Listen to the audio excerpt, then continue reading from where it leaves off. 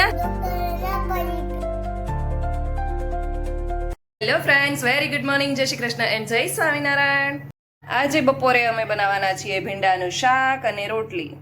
તો ચાલો ફટાફટ ભીંડો સુધારી નાખું, પછી મારે પાપડ લેવા જવાના છે. પાપડ તો ઘણા દિવસથી બની ગયા હતા, પરંતુ અમે અહીંયા હતા નહીં, એટલે એ માસી ગઈકાલે આવ્યા હતા અને કહી ગયા છે કે પાપડ લઈ જાજે કાલે સવારે. તો પછી આપણે ફટાફટ પાપડ લઈ આવીશું. ભીંડાનું શાક બની રહ્યું છે અને બીજી બાજુ મારે કપડાં પણ ધોવાઈ ગયા છે. ગઈકાલે બહુ બધા ભેગા થઈ ગયા હતા. ઓબ્વિયસલી મેરેજમાંથી આવ્યા હોય તો હોય જ, અને જેટલા મશીનમાં ધોવાય એટલા બધા મશીનમાં ધોઈ નાખ્યા છે.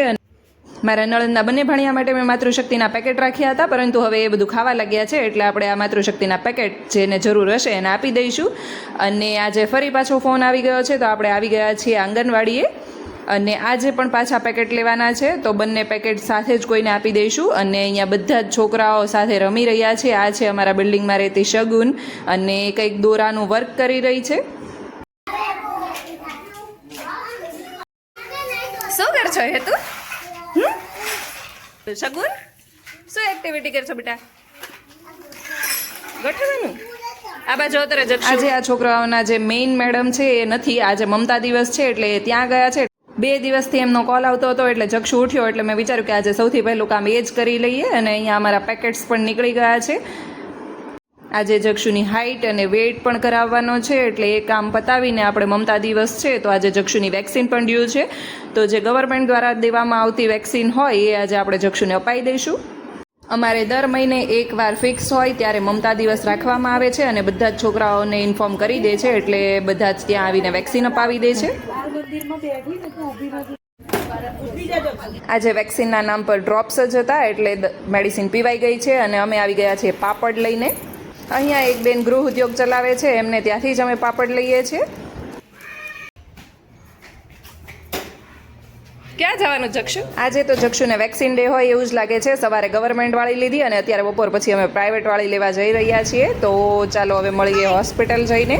ઘણા લોકો ગવર્મેન્ટ વાળી વેક્સિન તો અપાવતા હોય છે, પરંતુ પ્રાઇવેટ વાળી વેક્સિન અપાવવાનું અવોઇડ કરતા હોય છે. તો બીજી બધી વેક્સિન અવોઇડ કરો કે ના કરો, પરંતુ આ વેક્સિન તો જરૂરથી અપાવવી જોઈએ. મેનિંગોકોકલ નામની વેક્સિન આવે છે.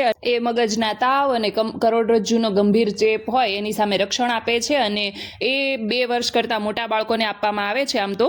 અને એનો ચાર્જિસ છે 5000 રૂપીસ. તો તમને આને રિલેટેડ કોઈ પણ ઇન્ફોર્મેશન વધારે ખબર હોય તો કોમેન્ટ સેક્શનમાં જરૂરથી જણાવજો, જેથી બીજા લોકો પણ અવેર થઈ શકે. મગજનો તાવ ઘણી વખત જીવલેણ પણ બની શકે છે, એના કરતાં બેટર છે કે આપણે વેક્સિન અપાવી દઈએ. અને એવી બીજી કોઈ પણ રસી હોય કે જે જરૂરી હોય બાળકો માટે, તો એ મને કોમેન્ટ કરીને જરૂરથી જણાવજો, જેથી અમે લોકો પણ અવેર થઈ શકીએ. પરંતુ આજે બીજી વેક્સિનનો ટાઈમ હતો, એટલે બીજી વેક્સિન પણ અપાઈ ગઈ છે. કોણ કે આ છોકરાને વેક્સિન દીધી છે એમ? વેક્સિન આપ્યા બાદ અમે લોકો આવ્યા છીએ બહાર જમવા માટે. હાય ચક્ષુ, હાય કરતો તો. ચાલો જમીને પાછા ઘર તરફ જઈએ. આમ તો લીલા ચણાની સિઝન પૂરી થવા આવી છે, એટલે જ્યાં સુધી માર્કેટમાં આવતા હોય ત્યાં સુધી તો ખાઈ જ લેવા જોઈએ. અને એમાં પણ મને તો લીલી શીંગ અને લીલા ચણા બહુ જ ભાવે. શું માથા પર લઈને જા છો? તો મારું ફેવરેટ લાફ્ટર શેફ જોતા જોતા ચાલો ચણા એન્જોય કરીએ. શું વેચવા આવ્યો તું? ચના વેચવા આવ્યો? ચલો. ક્યાં સ્ટીકર લગાવ્યું છે? તો ડોક્ટર ના પાડી પીપી કરવાની. ડોક્ટર થોડા ના પાડે. પાડે.